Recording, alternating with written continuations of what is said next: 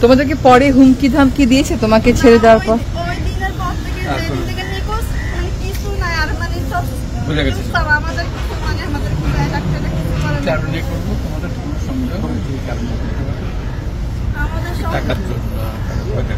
হ্যাঁ, টাকার জন্য করতে পারে, কিন্তু আমাদের আম্মুর অত টাকাও নাই। আমার ওরা তো বলতেছে যে গাড়িতে বলতেছিল যে টাকার সম্পত্তি, আর আমার আম্মুর নানা একটু সম্পদ আছে এরকম, ওইটাই বলতেছিল বারবার, মানে সব আমার আম্মুর নামে ছিল। আর আমাদের হচ্ছে একটা, আমরা যেখানে থাকি বসত বিরাট, ওইটার থেকে বেশিরভাগ হয়েছে। ওইটা আমরা চুড়ো থাকতে একটা কেস চলতেছিল আমাদের, ওইটা নিয়ে ওই সত্যগুলো হ্যাঁ আমরা হচ্ছে ওদেরকে সন্দেহ করি, কারণ আমাদেরকে যেভাবে ধরছিল আমার বাসায় জানে না, কিন্তু ওরা মানে এফবিতে পোস্ট দিছে যে রেবি এরকম আটক করেছে, কিন্তু আমাদের বাসায় শুনতে জানে না, ওদের থেকে জানছে আমাদের বাসায়। তোমাদেরকে তুলে আনার আগের থেকেই ওরা ফেসবুকে পোস্ট দিচ্ছে যে র‍্যাব দিয়ে তুলে নিচ্ছে। আর হচ্ছে আমাদের যেই বসত বাড়ির যে মামলা চলেছে, ওর বাইকটা হচ্ছে র‍্যাব 2 তে ছিল তখনকার, হ্যাঁ ওই র‍্যাব 2 তে ছিল। নামটা কি? তোমার নামটা বলো। আফসানা নুরি আলিয়া। তোমার তখন বয়স কত ছিল? আমার মায়ের নাম হচ্ছে রেজিয়া বেগম রেবি, তখনকার 39 বছর ছিল। কত সালে তোমাকে নিয়ে? 2015 সাল 9 মাস 22 তারিখ। বাবা আছেন? জি, আমার বাবা আছে।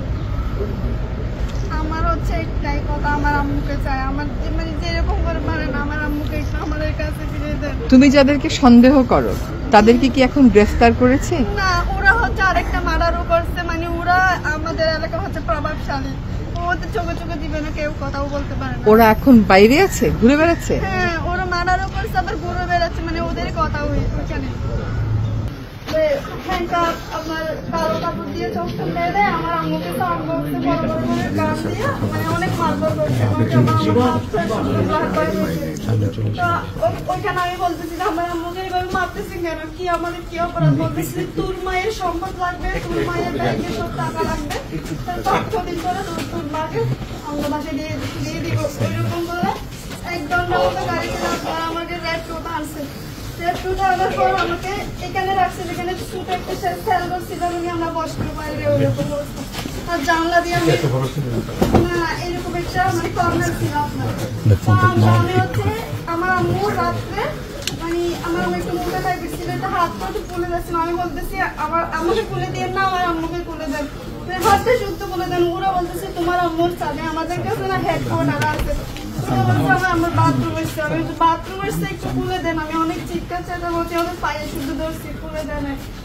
তারপর আমার আম্মুর ওয়াশটা মনে করে এই পাশ দিয়েছি, ওই সাইডে গেছি। এটা হচ্ছে অনেকগুলো রাইডের নিয়েছিল, হসপিটাল আছে না ওইরকম একটা সিট অনেকগুলো সিট ছিল। আমরা বাথরুম করে এসেছি, পুরো আমি র্যাবের কাপড় পরছি, এরকম কালো দিচ্ছি, আর এখানে র্যাব লেখা আছে ওইরকম দিচ্ছি। আর কাজ দিচ্ছি তখন আমি সবগুলো দেখেই পেয়েছি, কারণ ওইটা ইয়ে করে না।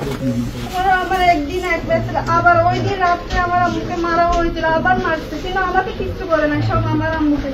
একদম মহিলাকে মারছে, আপনার একদম পুরুষ, এত বড় একটা পুরুষ আমার আম্মুকে মারছে, আমার কামড়ে, কিন্তু আমি কিছু করতে পারি না। তারপরে একদিন এক রাত রাখার পর বাগিয়ে যখন আমার আম্মুকে আর আমাকে আবার বাইর করছে, আপনার বাইর করে 1 ঘন্টা মতো গাড়ি চালিয়ে চালার পর হচ্ছে আপনার কমলাপুর স্টেশনের আগে আমাকে বলতেছে যে আপনাকে 800 টাকা দিব, আপনার বাসার ডিটেলস দিব, আপনি কক্সবাজার চলে দেখেন।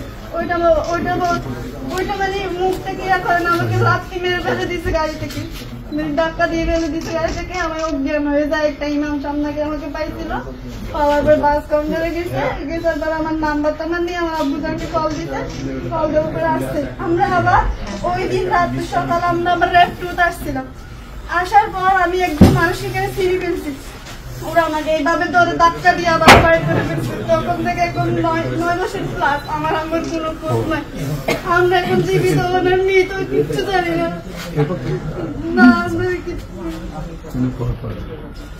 জি আমাদের হচ্ছে আমার আম্মুকে জীবিত চাই আমরা।